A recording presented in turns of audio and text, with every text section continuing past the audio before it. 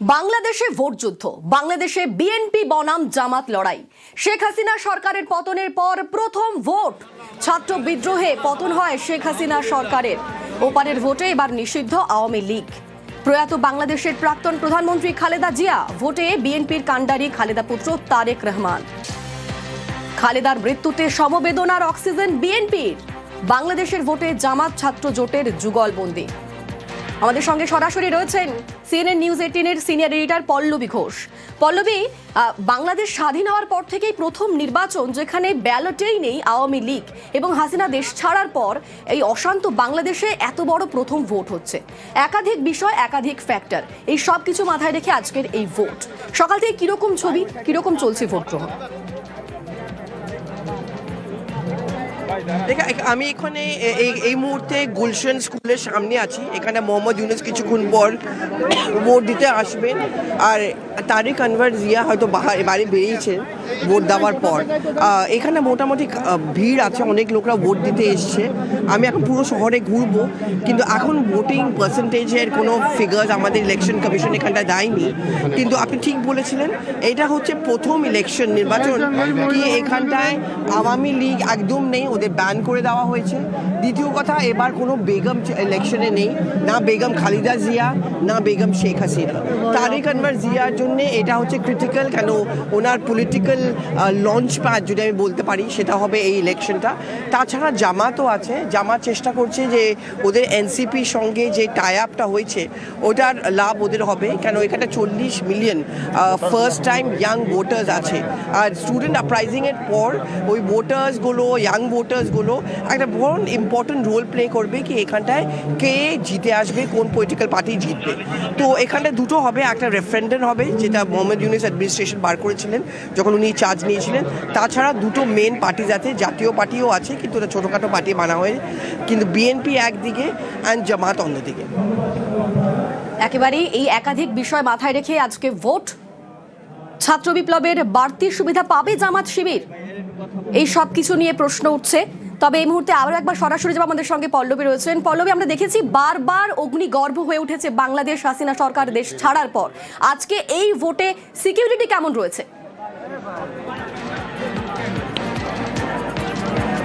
এখন এই মুহূর্তে কাফি অনেক ভিড় দেখতে পাচ্ছি। আমি এখন যাব শহরে, আরো অনেক জায়গা আছে যেখানে হিন্দুরা আছে।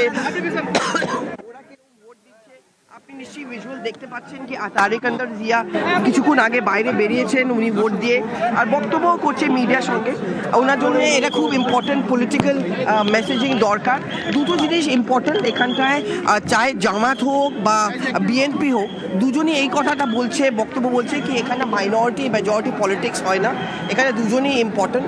তাছাড়া ভারতবর্ষের সাথে কার রিলেশনশিপ ভালো হবে, বিএনপি বা জামাত? ভারতবর্ষতে এটা একটা হোপ আছে কি ইলেকশনের পর যে পলিটিক্যাল পার্টি পাওয়ারে আসুক ওদের সাথে ইন্ডিয়ার রিলেশনশিপ একটু ইমপ্রুভ হয়। ইন্ডিয়ার একটু চিন্তা হচ্ছে কি চায়না, পাকিস্তান এরা সবাই একটু ইনরোডস করেছে, কেন এটা আমাদের নেবারহুডের কথা। এই জন্য আমরা চাই যে আমাদের বাংলাদেশের সাথে ভালো রিলেশনশিপ হোক। এটা একটা ভীষণ ক্রিটিক্যাল ফ্যাক্টর হবে নির্বাচন শেষ হওয়ার পর। একেবারেই অনেক ধন্যবাদ। আজ বিকেল 4:30 পর্যন্ত ভোট, দুটি ব্যালটে ভোট দিচ্ছেন বাংলাদেশের মানুষ। সাদা ব্যালটে সংসদ সদস্য নির্বাচনের ব্যালট, সংবিধান সংস্কার প্রস্তাবের গণভোটে গোলাপি ব্যালট। আজ সব নজর বাংলাদেশের দিকে। এত আত্মত্যাগের পরে আজকে এই নির্বাচন, আশা করছি যে এই নির্বাচন সুষ্ঠু, অবাধ এবং নিরপেক্ষ হবে এবং শান্তিপূর্ণভাবে হবে।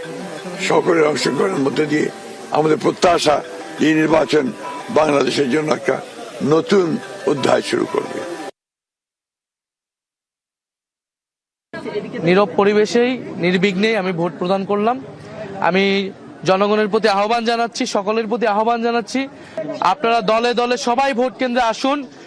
আজকে ভোটের দিন, আজকে এই দেশে নিজেদের মালিকানা বুঝে নেবার দিন। 16 বছর সুষ্ঠু নির্বাচনের সুযোগ ছিল না, আমাদের আজকে সুযোগ এসেছে এই ভোটাধিকার প্রয়োগের মাধ্যমে গণতন্ত্রকে প্রতিষ্ঠা করার, গণভোটে হ্যাঁ প্রদানের মাধ্যমে সংস্কার প্রক্রিয়াকে বাস্তবায়ন করার এবং 11 দলের পক্ষে অবস্থান নিয়ে বাংলাদেশকে এগিয়ে নিয়ে যাওয়া। 11 দলীয় জোট সরকার গঠনের লক্ষ্যে গঠিত হয়েছে। আমরা মনে করছি আমরা সরকার গঠনের দ্বার প্রান্তে রয়েছি। আমরা ভোট কেন্দ্র পাহারা দিব, ফলাফল না নেওয়া পর্যন্ত আমরা ভোট কেন্দ্রের সামনে থাকবো, মাঠে থাকবো। তরুণদের প্রতি সবাইকে আহ্বান জানাচ্ছি, ইনশাল্লাহ আমরা জনরায় যেটাই হবে সেটাকে আমরা মেনে নিব। আমরা জয়ের ব্যাপারে আত্মবিশ্বাসী। বাংলাদেশে নিহত হিন্দু ব্যবসায়ীর বাড়িতে নিউজ 18। ডিসেম্বরে ঢাকায় গুলি করে খুন মনোল চক্রবর্তী। মুখ বাঁধা দুষ্কৃতীরা দোকানে চড়াও হয়ে খুন করে। এখনো বিচার পায়নি মনোলের পরিবার। ভয়কে জয় করেই ভোট দেবেন সরকার নির্বাচন করতে। নিউজ 18 প্রতিনিধি পল্লবী ঘোষকে জানিয়েছেন নিহতের মা।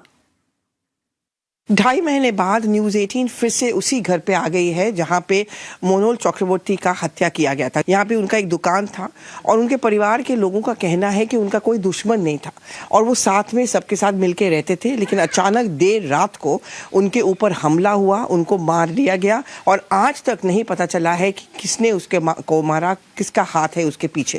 इस समय इस घर में सिर्फ उनकी माँ है और माँ के पास उनके फोटो है अपने बेटे का और वो अभी भी इंतजार कर रही है अपने बेटे का कि आखिरी बार एक बार वो उनको देख भी नहीं पाई। उनको ये भी नहीं समझ में आया कि इनको क्यों मारा गया। भय लगे, भय लगे, ভয় তো ফ্যামিলির লাগে লাগে ওই আরেকটা ফুলা আছে, দুইটা বউ আছে। वोट देवेन? হ্যাঁ ভোট দেবো। देखिए, इसको कहते हैं कि मतदान का जश्न मनाना है, लेकिन क्या उसके साथ उम्मीद आएगा कि इनको न्याय मिलेगा, वो अलग बात है। কেন মারা গেছিল কিছু জানতে পারলেন? কি হলো? না এই যে সিসি ক্যামেরার মধ্যে যে গুলি শুট করছে, যে ছবি উঠছে মুখ বান্ধা, কেমনে যায় এনে লাগায় বন্দুকটাকে লাগায় গুলিটা করলো, এটা উঠছে सीसी कैमरा तो रूमेर এখনো ধরা পড়েনি ना। अभी भी पकड़े नहीं गए हैं। सीसीटीवी कैमरा में फुटेज है लेकिन उनका चेहरे पे नकाब था। इंतजार है इनको न्याय का। राहुल मल्होत्रा के साथ पल्लवी घोष।